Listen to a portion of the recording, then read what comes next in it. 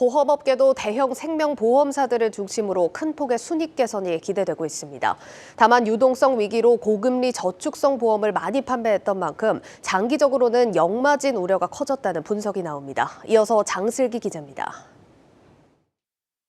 금융투자업계는 삼성생명과 하나생명, 동양생명 등 상장된 생명보험사의 지난해 4분기 실적이 시장 전망치를 하회할 것으로 내다봤습니다. 지난해 생보사들은 유동성 확보를 위해 저축성 보험 판매를 크게 늘렸는데 이에 따른 신계약 비용과 사업비 역시 증가했기 때문입니다.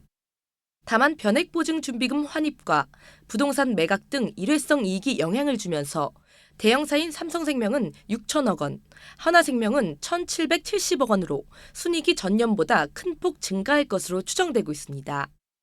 일회성 요인이 없는 동양생명은 이 기간 적자 전환이 예상됩니다. 저축성 보험 판매 규모가 타사보다 많았던 만큼 이에 따른 비용 증가가 4분기 실적에 발목을 잡을 것이란 분석입니다.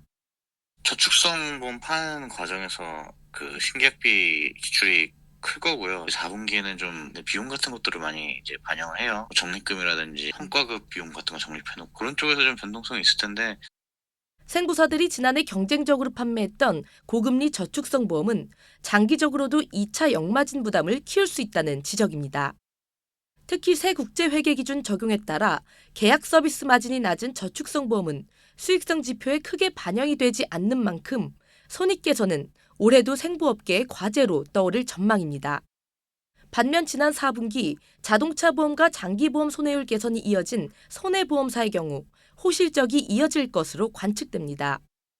특히 삼성화재와 현대해상, DB손해보험 등 대형사의 경우 높은 실적에 힘입어 주당 배당금 역시 시장 기대치를 뛰어넘을 것으로 증권가는 내다보고 있습니다. 한국경제TV 장슬기입니다.